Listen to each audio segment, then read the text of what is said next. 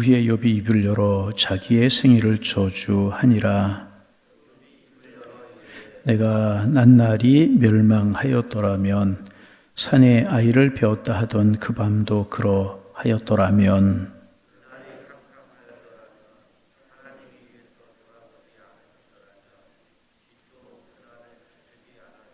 어둠과 죽음의 그늘이 그날을 자기의 것이라 주장하였더라면 구름이 그 위에 덮였더라면 흑암이 그날을 덮었더라면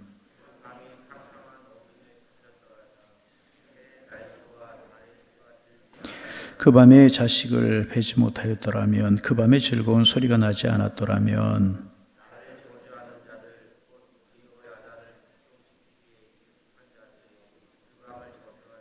그 밤에 새벽별들이 어두웠더라면 그 밤에 광명을 바랄지라도 얻지 못하며 동틈을 보지 못하였더라면 좋았을 것을.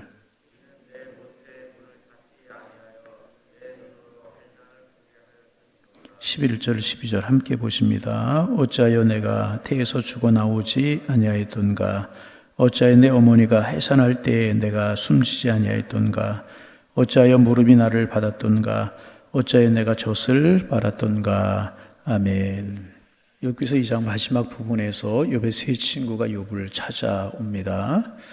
욥의 세 친구들은 욥을 찾아왔지만은 처음에는 금방 욥을 알아보지 못했습니다. 왜냐하면 그의 몰골이 너무나도 비참하게 변해 있었기 때문에 그렇습니다. 머리부터 발끝부터 정수리까지 악창이 나서 기왓장으로 자기의 몸을 긁을 정도가 되었으니 그 모습이 어떠했겠습니까? 욥의 친구들이 욥을 찾아왔는데 욥을 알아보지 못하는 건 너무나도 비참하게 변해 있었기 때문에 이제 알아보지를 못했습니다.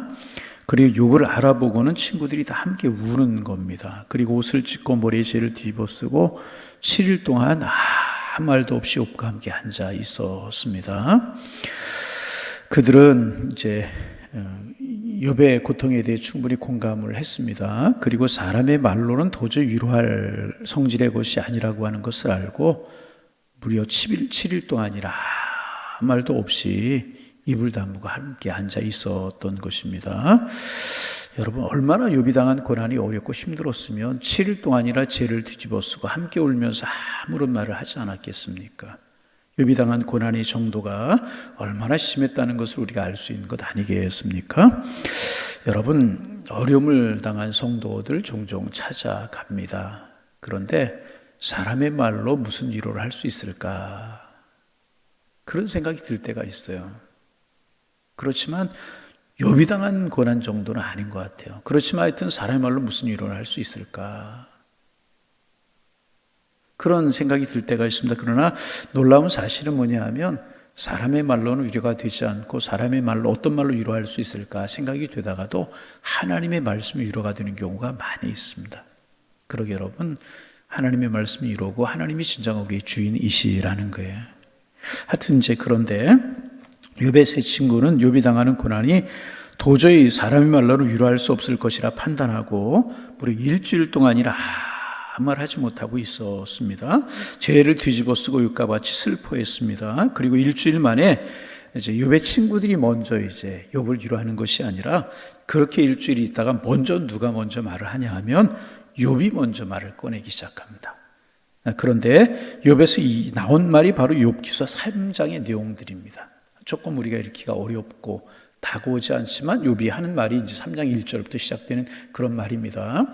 우리 생각에는 친구들이 먼데 찾아와 주고 일주일 동안 같이 울어주었어. 이거 쉬운 일 아니잖아요. 그죠? 먼 곳에서 찾아왔고. 이스라엘 사람들이 다 아니었었어요. 욥도 이스라엘 사람들 아니었었지만 구스 에돔 사람이었지만은 같이 울면서 있어 주었잖아요. 그래서 그리고 난 후에 일주일 만에 욥이 입을 떼어서 말을 한다면 이렇게 찾아와서 고맙다든지, 그렇죠? 아무리 내가 힘들지만 찾아와 주는 것이 얼마나 고마워요. 일주일 동안 함께 울어주고 함께 아파해 준 거 얼마나 고마워요. 그러니 이제 고맙다고 한다든지 아니면 이런 꼴을 보여서 미안하다고 한다든지 뭐 그런 말을 해야 되는 것이 맞는 것 아니겠습니까? 그런데 이제 그를 위로하려고 찾아온 세 친구들에게 욥이 한 첫 말은 뭐냐 하면 감사도 아니었고 사과도 아니었습니다. 찾아줘서 고맙다. 내 몰골이 있어 미안하다. 이런 말도 아니었고 첫 번째로 그가 하는 말이 뭐냐 하면 그의 생일을 저주하는 그런 말이었었습니다. 1절 말씀 같이 한번 봅니다. 1절 같이 읽습니다. 그 후에 욥이 입을 열어 자기의 생일을 저주하니라. 어떻게 했다고요? 자기의 생일을 저주했다. 욥이 이런 식으로 주위 사람들이 미안하다고 하거나 고맙다는 말을 하지 않고 바로 자신의 생일을 저주하는 것이, 이런 모습을 보면서 이것이 사람의 말이 아니고 성경이구나, 하나님의 말씀이구나 하는 증거를 보여주는 말이 되는 것입니다. 왜냐하면 사람의 생각으로는요 도저히 이런 식으로 이야기할 수 없잖아요. 가만히 보세요. 어떻게 이 상황에서 이렇게 이야기할 수가 있겠습니까? 그런데 욥은 자기의 생일을 저주하는 말부터 시작합니다. 욥이 자기의 생일을 저주한 것은 두 가지 의미가 있을 것입니다. 먼저 욥은 자신이 존재해야 되는 이유가 전혀 없다는 것입니다. 왜냐하면 미래에 대한 희망이 없을 뿐만 아니라 다른 사람에게 좋지 않은 모습만 보여주었기 때문에 도저히 더 살고 싶지 않은 겁니다. 그래서 존재할 이유가 전혀 없다. 그리고 생일을 저주하는 것이고, 두 번째 더 심각한 것은 뭐냐 하면 지금까지 살아온 자신의 삶 전체가 엉터리였다는 것입니다. 욥은 그동안 자기가 복인 줄 알고 알았던 것이 복이 아니고 진리라고 알았던 것이 진리가 아닌 것으로 나타났다는 것입니다. 그래서 욥은 자기가 태어나던 날이 없어야 됐었다. 그 말은 뭐예요? 자기는 이 세상에 태어나지 않았으면 좋을 뻔했다. 태어나지 말았어야 된다. 존재 자체가 없었어야 된다. 여러분, 욥이 얼마나 힘들고 어려웠으면 이런 고백을 하고 있는 것이겠습니까? 욥이 지금 가장 혼란스러운 것이 뭐냐 하면 자기가 믿었던 모든 것이 다 틀렸을지도 모른다는 생각을 하고 있는 것이라. 믿음으로 산다고 살았는데, 잘 산다고 살았는데 이렇다는 것입니다. 그래서 지금까지 자기가 생각하고 믿었던 모든 것이 다 틀렸을지도 모른다는 사실이 욥을 힘들게 만들었다는 것입니다. 욥은 지금까지 복을 받았다고 생각하고 복을 받았다고 믿었어요. 그러나 망한 것을 보니까 그것이 복이 아니더라는 것입니다. 욥은 지금까지 바르게 하나님을 믿었다고 생각했습니다. 하지만 비참하게 맨 땅에 내동댕이 치는 것을 보면 그것이 바른 신앙이 아니었다는 것입니다. 여러분, 이렇게 가치관이 흔들릴 때 얼마나 힘들고 어렵겠습니까? 욥이 그런 지경에 지금 처해 있는 것입니다. 욥은 지금까지 믿었던 것이 다 엉터리였다면 자기 같은 사람이 태어난 것 자체가 모순이다. 그럼 생일을 저주하고 있는 것입니다.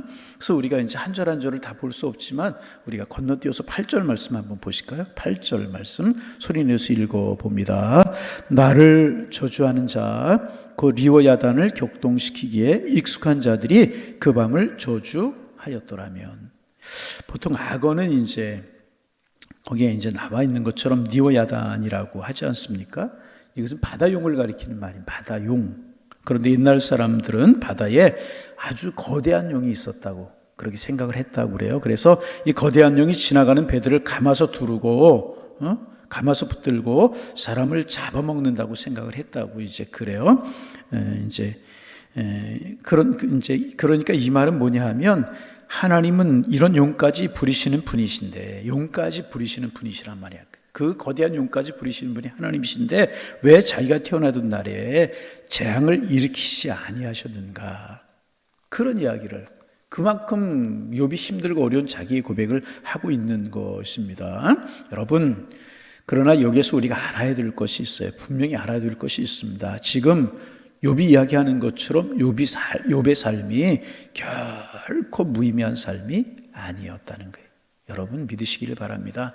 우리의 삶에 고난이 있고 어려움이 있고 힘든 일이 있고, 아니 때로는 내 삶이 무의미한 것처럼 보일 때가 있습니다. 그러나 여러분 믿으시기를 바랍니다. 결코 우리의 삶은 무의미한 것이 아니라는 거예요. 하나님이 뜻이 계셔서 만세전에 예정하시고 택정하셨다가 우리를 보내시고 세상을 살게 하시는 것이라는 거예요. 할렐루야. 태어난 것도 하나님의 섭리였었고 오늘을 살아가는 것도 하나님의 계획 속에 살아가고 있고 이후로도 하나님 인도하심 속에 우리는 살아가게 되는 줄로 믿습니다. 욥의 삶이 그랬듯이 우리의 삶이 결코 무가치한 삶이 아니라는 거예요. 비록 고난당하고 어려움이 있고 질고가 있고 힘들지라도 여러분 우리의 삶은 던져진 존재로 그렇게 던져진 것 같은 삶이 아니라는 거예요. 하나님의 계획 속에 섭리 속에 태어났고 우리가 오늘의 삶을 살아가게 된다는 것이라는 거예요. 그러면 무엇인가? 단지 하나님께서 그의 삶에서 불순물을 제거하는 과정에서 삶 전체가 부서지는 것을 느끼고 있는 것이라는 거예요. 여러분 우리가 이제 그런 이야기 많이 하죠. 이제 금을 우리가 채취를 할 때 이제 금덩이를 그냥 얻고 금가루를 그냥 얻는 것 아니잖아요. 금이 들어있는 원석, 돌을 얻는 거예요. 그러면 그 돌에서 금을 얻기 위해서 어떻게 합니까? 원석을 전부 부수어요. 그죠? 큰 돌이든 작은 돌이든 다 부수어서 가루를 만들잖아요. 그리고 불에 넣어서 녹이잖아요. 그렇잖아요? 그래서 금을 얻게 되는 겁니다. 여러분, 이것은 우리 입장에서 볼 때는 부수는 것입니다. 부수어지잖아요. 그런데 하나님 입장에서 볼 때는 뭐냐면 불순물을 제거하는, 금을 채취하는 사람의 입장에서 볼 때는 불순물을 제거하는 것이듯이 하나님 입장에서 볼 때는 불순물을 제거하는 것이라는 것입니다. 우리가 보기에는 삶 전체가 부수어지는 것 같아요. 지금 욥의 삶이 완전히 부수어지잖아요. 그죠? 재산 날아가죠. 자녀들 다 세상 떠나죠. 매악창이 나죠. 아내까지 저주하죠. 완전히 어떻게 더 부수어질 수 있는 것이겠습니까? 완전히 부수어지는 것처럼 보입니다. 그러나 그 안에 정금 같은 하나님의 은혜가 담겨져 있고 정금 같은 믿음이 들어 있다는 것입니다. 하나님께서는요 돌만 부수시는 것이라는. 그래서 여러분 고난당하고 힘들 때 여러분 그렇게 생각하세요. 하나님이 나의 돌을 부수시는구나. 나에게 정금 같은 믿음을 보시기를 원하시는구나. 나에게 전금을 찾기를 원하시는구나. 때때로 하나님이 우리의 인생을 부수실 때가 있다는 것입니다. 그래 가루로 만드실 때가 있다는 것입니다. 그 이유가 무엇인가? 우리를 정금같이 만드시기 위해서. 그래서 나중에 욥이 그런 고백을 하잖아요. 나를 연단하신 후에 내가 곧 정금같이 나오리라. 할렐루야. 여러분 어려움이 있으세요? 고난이 있으세요? 나를 부수시는구나.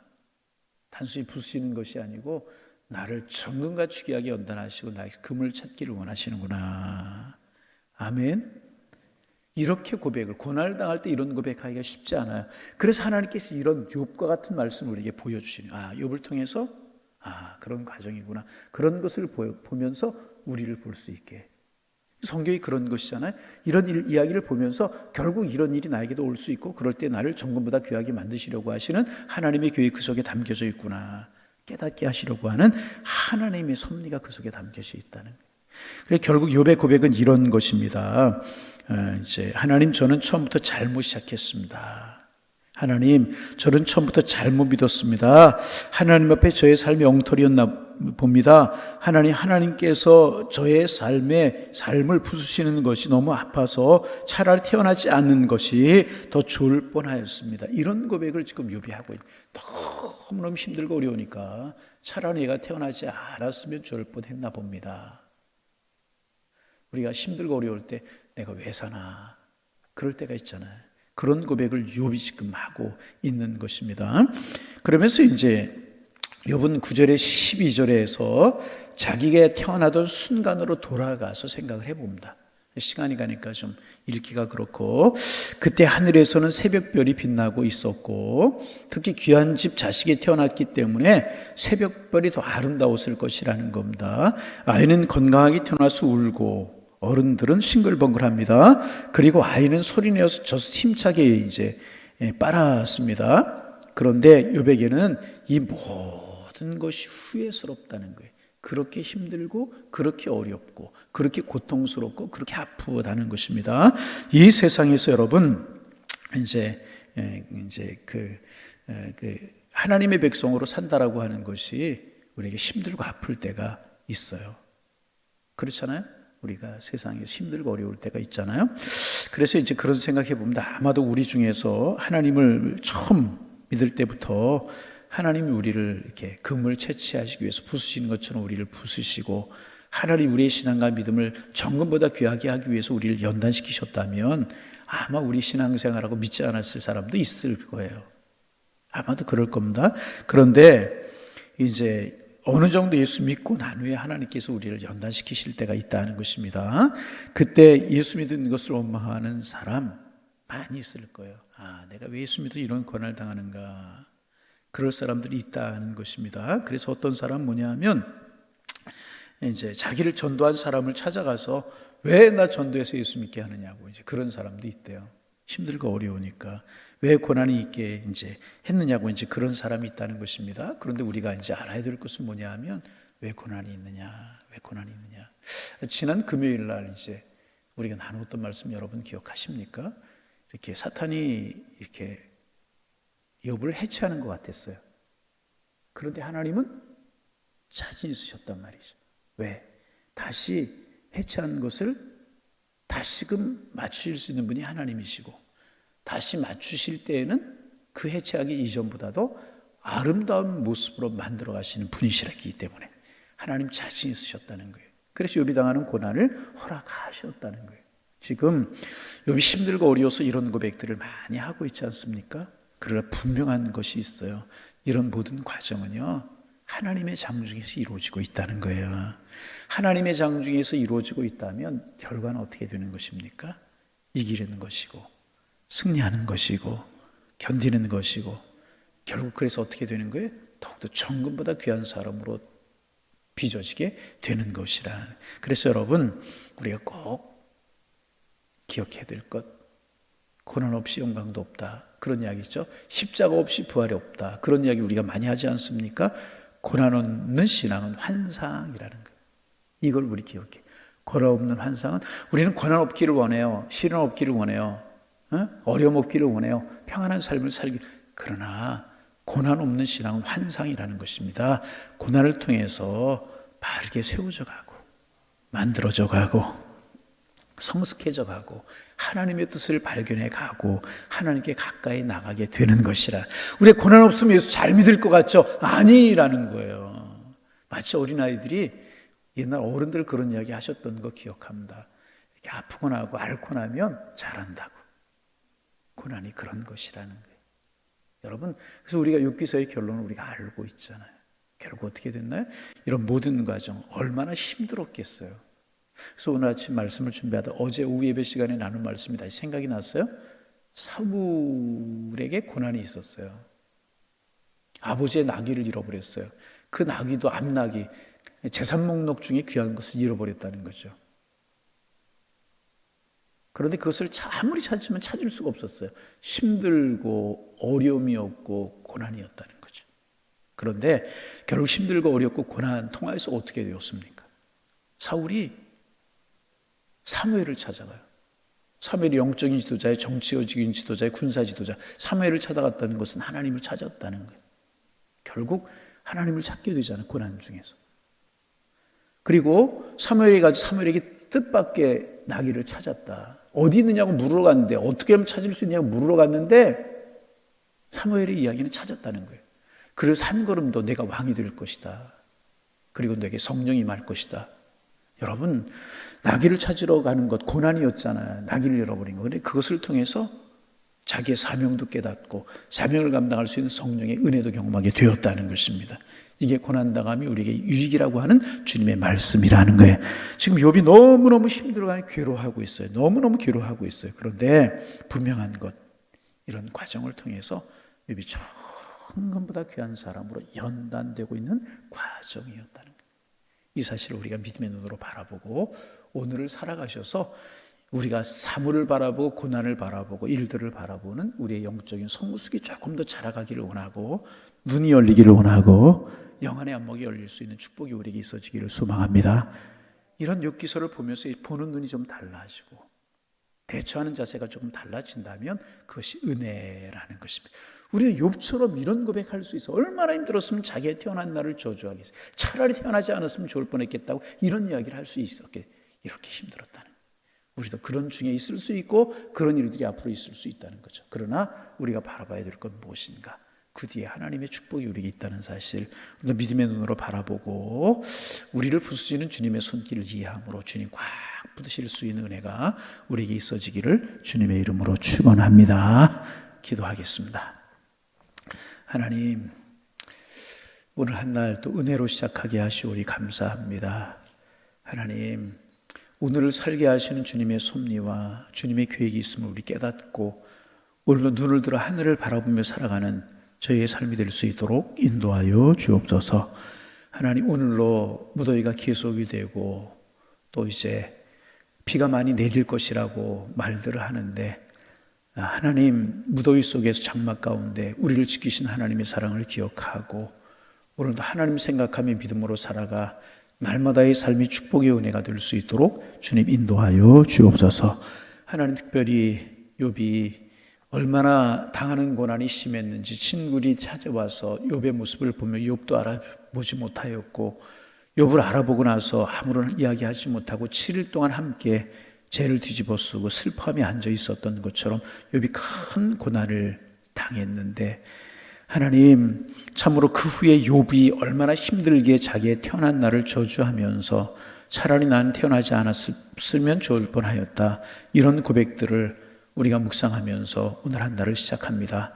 그러나 분명한 사실은 하나님, 저주가 아니었고 욥을 연단하시는 과정이 있었고 하나님이 함께 하셨고 하나님이 손길 속에 있었다면 고난 중에서도 유익이고 고난이 나중에 축복으로 다가왔다는 사실을 믿음의 눈으로 우리가 바라보게 도와주옵소서. 이런 일들을 보면서 그렇구나, 연단 후에 하나님의 축복이 있구나, 믿음의 눈으로 바라봐 우리 축복된 내일을 준비할 수 있는, 그리고 오늘 고난의 때를 잘 이기며 살아갈 수 있는 저희가 될 수 있도록 주님 축복하여 주옵소서. 하나님, 우리의 신앙이 정체되어 있지 않게 하시고 날마다 성숙해가고 자라갈 수 있는 하나님의 은혜가 함께할 수 있도록 축복하여 주옵소서. 오늘도 하늘을 바라보며 살게 하시고 주님 묵상하며 살게 하시고 우리에게 가장 좋은 것을 예비하고 계신다는 사실을 믿음의 눈으로 바라보며 살게 하셔서 오늘도 감사함으로 힘 있는 삶을 살아가는 축복의 날이 될 수 있도록 인도하여 주옵소서. 예수님의 이름으로 기도하옵나이다. 아멘.